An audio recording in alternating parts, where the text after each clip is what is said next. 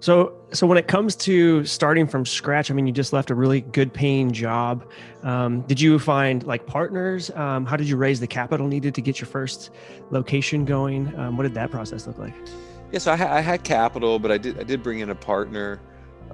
He's no longer with us, but yeah, I did bring in a partner um, uh, at the time. But this industry is so strong. I mean, it turns a profit so quickly. You can get a return on your investment, provided you're providing great patient care, good customer care. You can a return on your investment as early as 2 years. Hmm. So, really it was a great space to be. So you're scrappy. We ran up until, I don't know, when we have 10 stores or so, somewhere in that range. I ran everything out of my basement and in Fishers, Indianapolis, a suburb of Indianapolis. So yeah, I was the merchandiser, I was the advertiser. I didn't have any agencies. I was the IT guy, had servers in my basement.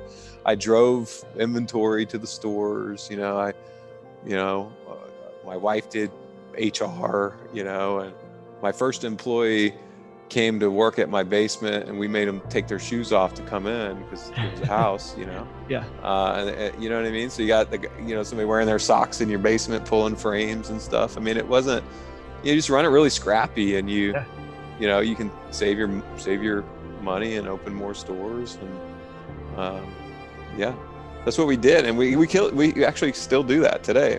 We're just focused on expansion and growing the brand. We're not, Mhm. you know, we're not focused on anything other than that.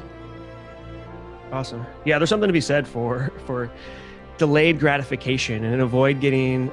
You see a lot of businesses go right out and try to get the most prestigious office and the most prestigious part of town, and just start burning through capital at like a ridiculous rate. And all of a sudden, few months or a few years goes by and they're not doing so well financially, Right. and they end up closing the doors. So I think I'm a big fan of the lean startup method too, and just keeping things, keeping a tight eye on the budget and only spending money where needed in that startup phase, especially if you're focused on growth. Like, you need that capital and you want to retain as much ownership of your company as possible. And the more you spend on lavish offices or whatever else that you're spending, the less you're going to have to reinvest in your business, right? So then you're going to have to go find investors. When you find investors at early stage, you're probably going to be giving up equity, a substantial amount of equity. So yeah, there's a lot that goes into that. Some people just want to immediately present that aura or era of success, and highly recommend not doing that. So I love that Yeah. you did that, basement Yeah. guy.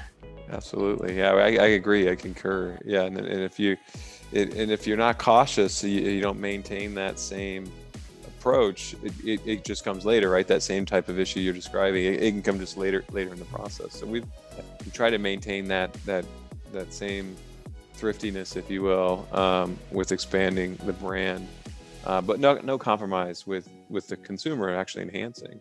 We actually, we focus on innovation.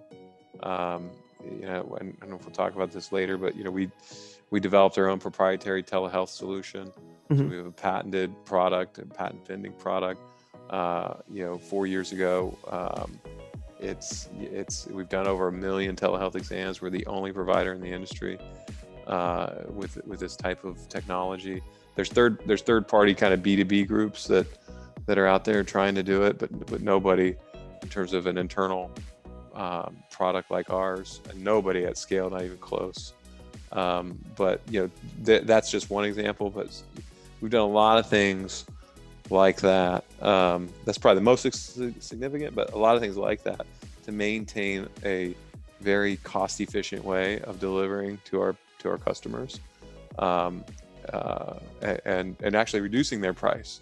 But between doing things like that, innovating and improving efficiency and maintaining a thrifty cost structure, we haven't just piled cash in our war chest. We've reduced costs to our customer base. We started at buy one get one free with free eye exam, went to $78 with a free eye exam, $69 free eye exam. Now we're at $59 with a free eye exam. We've been there for years now. But every time we innovate and we can improve efficiencies and costs, we've passed that on to the consumer, and it's just paid big dividends for Yeah. us.